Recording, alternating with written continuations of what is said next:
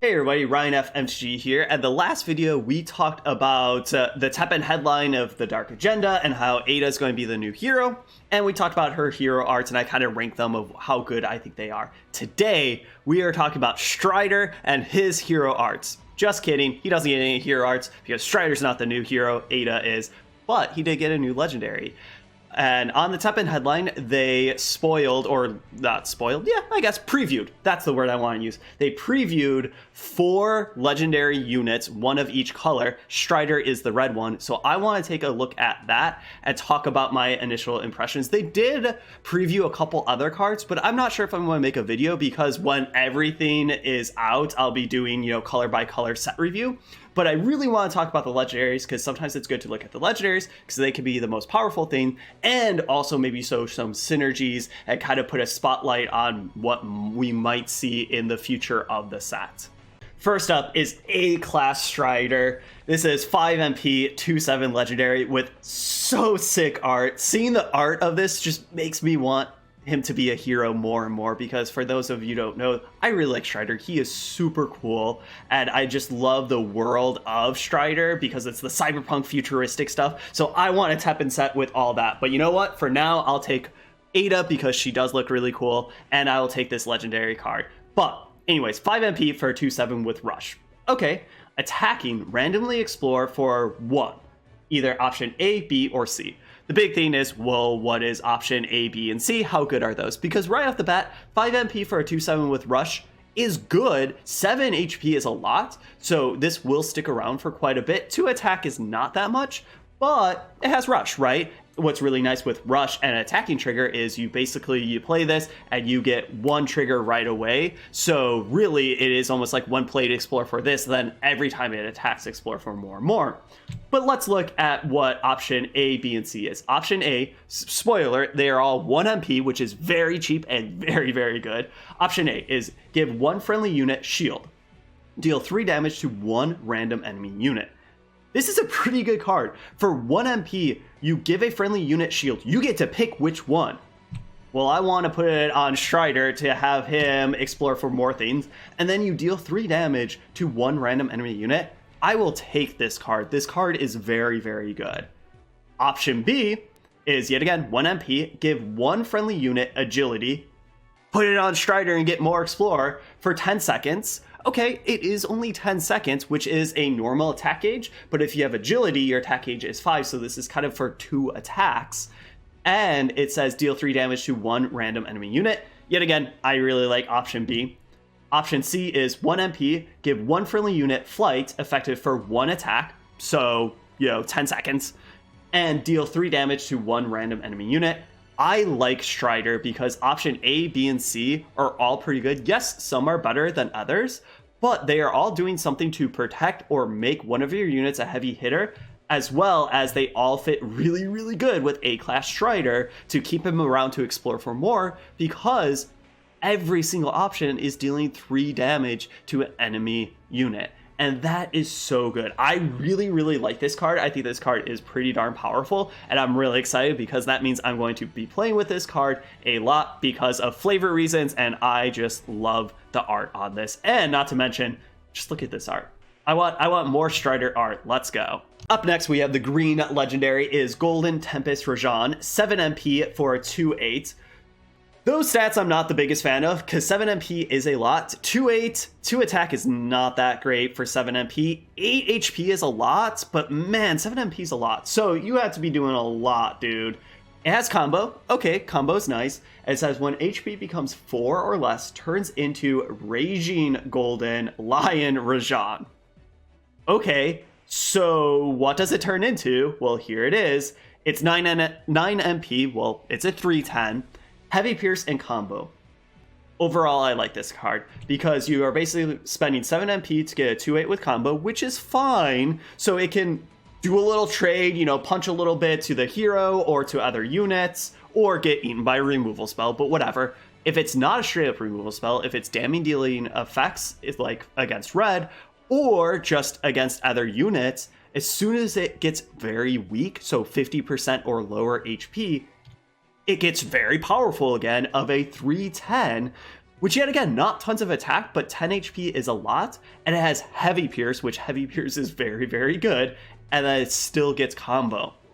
This seems really powerful because it's basically like, oh, dude, my big monkey dude is getting weak. Nah. It transforms. Yes, all the attacks, I wish I had more attack, but hey, if you want more attack, you can just pump it up a little bit, and that could go a long way. Next up is the purple one. It is Subtle Butterfly Ada, 6 MP for 3-5.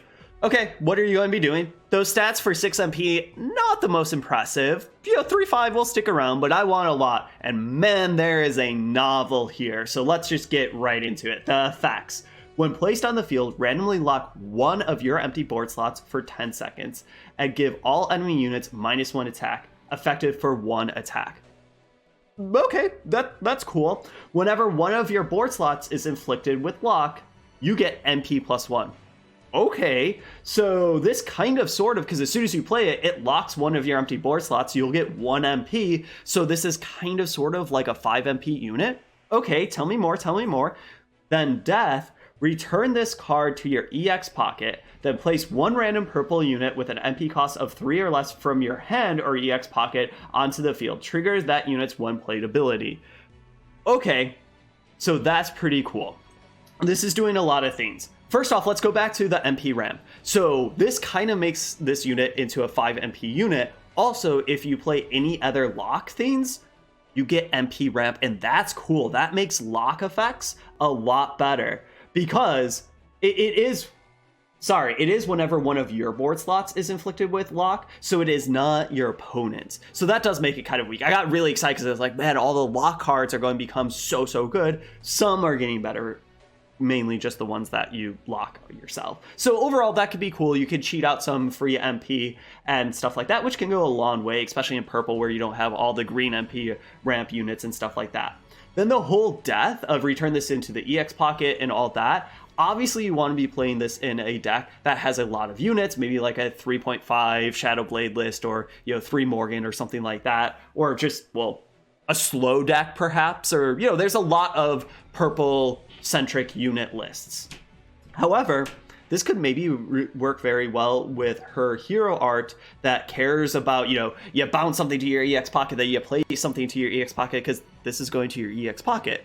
So when this dies, it goes to your EX pocket. Well, then you use the hero power to switch something, then you get Ada back. And that seems like it could be pretty powerful, but she definitely needs other things, because I would like to be able to have more cards that lock my board, or maybe more effects that lock my board, so I could get more MP from this.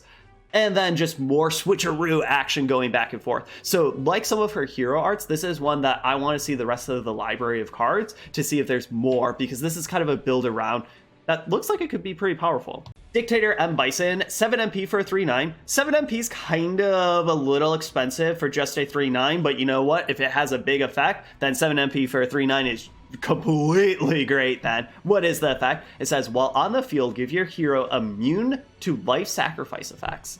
This is pretty interesting because a lot of pump spells or some units are like, oh, your unit sacrifices X amount of life, and this just kind of mitigates that. So that could be really powerful in and of itself. It also says, when another unit dies, add 1 psycho power to your EX pocket. This is just any unit. Oh, well, another unit. So your unit, the enemy unit, and Psycho Power is a very, very good card. So you could just be kind of just adding Psycho Powers left and right to your EX pocket, and that can go a long way and make Bison bigger and more powerful and more resilient to removal. That seems great. It also has Ascend, so if you ascend it, it gains Veil, and destroy 1 random enemy unit with 5 HP or less. That's fantastic, because guess what? Veil is pretty darn good. It's not great because there are a lot of random effects like Sample Collection, or just Great Divine Intervention, just throwing around damage left and right. But Veil does dodge, a lot of just straight up removal. Not all removal, but quite a bit.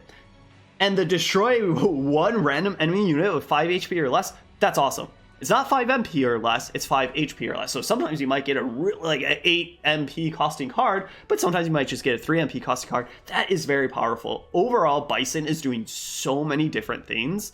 Yes, it is 7 MP, so that is kind of towards the heavier side or higher side of things, but that's not ridiculously high. It's not 8, 9, or 10 MP, and this is just doing so much that this is another really good black card, right? You will be playing Bison in a lot of your black decks because this is not like a build around deck or card. This just has a lot of intrinsic raw value that a lot of black decks just want. So this seems very good. And overall, these legendary cards, some legendaries in Teppen aren't that good, but a lot are very powerful. And there seems to be a lot of really powerful ones, at least in these 4. Some seem a little bit more like intricate, like the Ada of like, oh, how good is this really going to be? You kind of have to build around your deck. And then some things like Bison or even kind of Strider are just like, nah, dude, this is just really good value over and over and over again. But man, the more I look at these cards, the more I'm excited to play with Ada and the whole new ADA set. So thank you all for watching. I'll see you all next time.